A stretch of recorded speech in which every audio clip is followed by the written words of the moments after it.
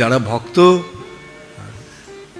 তারা যদি বৈকুণ্ঠে নাও থাকে, তারা যেখানে থাকে সেই জায়গাটা বৈকুণ্ঠ হয়ে যায়। তোমারও হৃদয়ে সদা গোবিন্দ বিশ্রাম, গোবিন্দ কহয়ে মম বৈষ্ণব পরাণ। এইটি হচ্ছে ভগবানের সঙ্গে ভগবানের ভক্তের প্রীতির সম্পর্ক। ভক্ত বলে ভগবানই আমার সব, ভগবানের জন্য আমি সব কিছু ত্যাগ করতে প্রস্তুত আছি। যেখানে এই কথাটি বলা হচ্ছে, ভক্তের লক্ষণটা কি? তারা ভগবানের জন্য সব কিছু পরিত্যাগ করতে প্রস্তুত থাকে। তাদের স্ত্রী, পুত্র, আত্মীয় স্বজন, বন্ধু বান্ধব, বাড়ি ঘর দৌড়, সব কিছু তারা পরিত্যাগ করতে পারে। অবশ্য সেই সম্বন্ধে প্রভুপাদ বলছেন তাৎপর্যে। কিন্তু অনেক সময় অনেক ভক্ত, শুদ্ধ ভক্ত, তারা গৃহে থাকেন, আপাত দৃষ্টিতে তাদের দেখা যায় যেন গৃহের প্রতি আসক্ত আছে, আত্মীয় স্বজনের প্রতি আসক্তি আছে, কিন্তু সেটা তারা কর্তব্যের খাতিরে করছে। তাদের মনটা পড়ে রয়েছে কোথায়? তাদের মনটা পড়ে রয়েছে ভগবানের কাছে, ভগবানের শ্রীচরণে।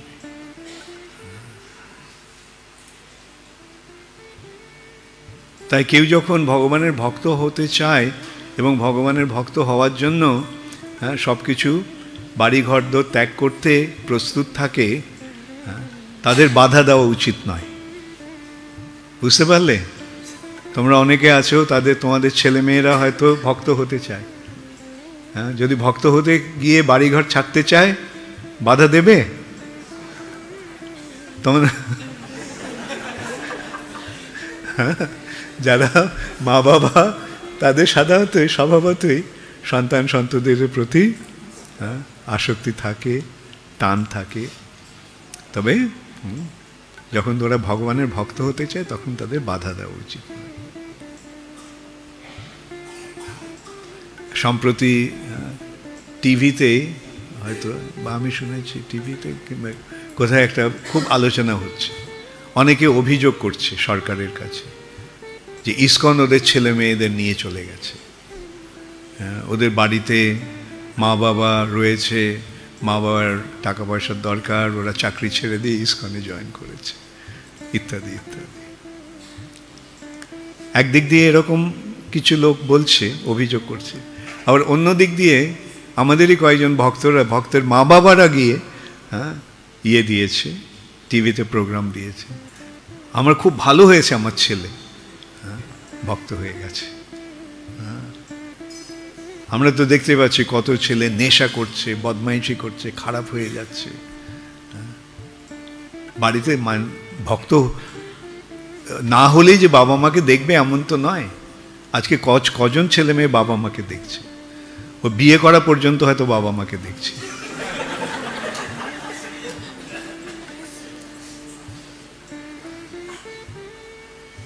কিন্তু ভক্ত হলে কি হচ্ছে? তাদের চরিত্রটা সুন্দর হয়ে উঠছে, যে আমিষ আহার করে না, নেশা করে না, অবৈধ স্ত্রী সঙ্গ করে না, জুয়া পাশা খেলে না। তারা কি ভালো না খারাপ? এই কাজগুলো যারা করে তারা কি ভালো না খারাপ? তো ছেলেমেয়েরা যদি ভালো হয় তাতে বাধা দেওয়ার কি আছে? আর তারপরে তারা ভগবানের শরণ নিচ্ছে। ভগবানের শরণ নিলে কি হচ্ছে? বাবা মার পরলোকের পথটা সুগম হয়ে যাচ্ছে। আমি এইভাবে আমার বাবাকে বুঝিয়েছিলাম।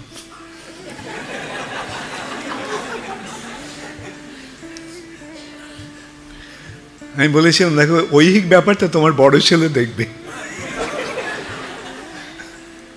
আর তোমার পারলৌকিক ব্যাপারটা আমি দেখব।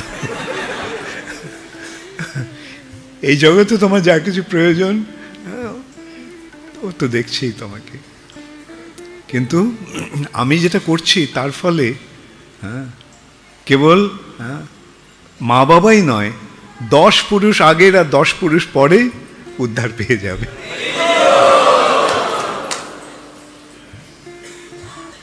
তো এই সমস্ত ব্যাপারগুলো বোঝা উচিত সকলের, এবং যারা বুঝতে পেরেছেন তারাই বুদ্ধিমান। তারাই বুদ্ধিমান।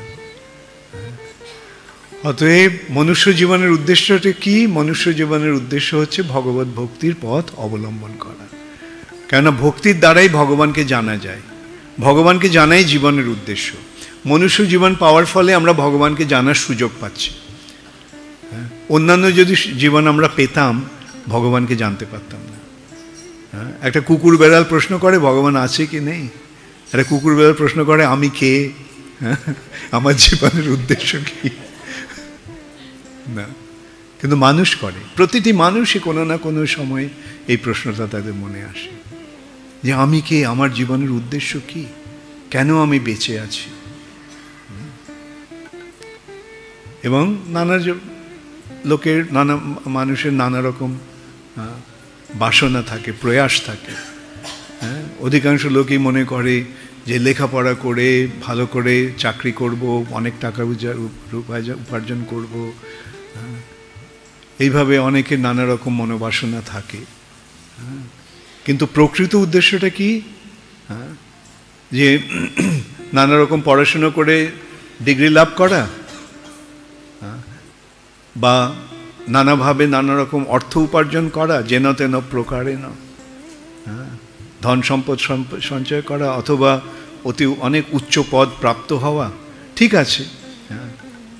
পিএইচডি ডিগ্রি হলো, কোটি কোটি টাকা হলো, রাজনীতি করে মিনিস্টার হলাম, কিন্তু মৃত্যুর সময় তার একটা কিছু নিয়ে যাওয়া যাবে?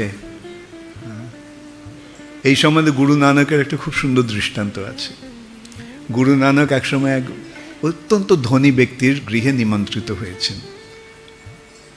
তো বিরাট প্রাসাদ, এবং তার বাড়ির সামনে অনেকগুলো ঝান্ডা, পতাকা।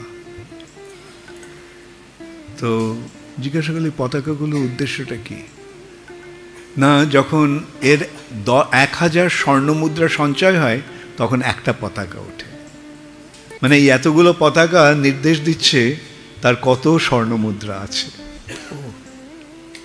খুব ভালো কথা।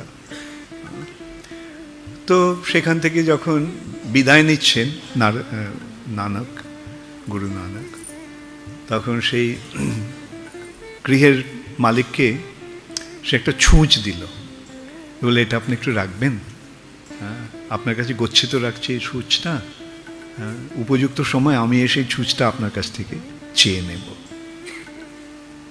ও আপনি কখন এই ছুঁচটা চাইবেন? পরবর্তী জীবনে। আমি পরবর্তী জীবনে ছুঁচটা কিভাবে নিয়ে যাব? ও আপনি ছুঁচটা নিতে পারবেন না, তাহলে এত সমস্ত সোনার মোহর এগুলো কিভাবে নেন? সেই ব্যক্তিটি বুদ্ধিমান ছিল, বুঝতে পারলে, এই দৃষ্টান্তের মাধ্যমে বুঝতে পারলে আরে এসবই তো তুচ্ছ। মৃত্যুর পরে এগুলো কোনো কিছুর একটা মূল্য থাকবে না। আমার যতই সম্পদ থাকুক, আমার যতই উপাধি থাকুক, আমার যতই পদ থাকুক, উচ্চ পদ থাকুক, আমার যতই ইয়ে থাকুক, সুনাম থাকুক, সেগুলো একটাও আমি নিয়ে যেতে পারবো না। কোনটা নিয়ে যাওয়া যাবে? ভগবানের জন্য আমি যে সেবাগুলি করছি সেগুলি কেবল আমার সম্পদ হয়ে থাকবে। ভগবানের জন্য আমরা যা কিছু করি তা সব সম্পদ হয়ে থাকে। কেবল ভগবানের জন্য নয়, ভগবানের ভক্তের জন্য আমরা যা কিছু করি সেটাও সম্পদ হয়ে থাকে। সেটা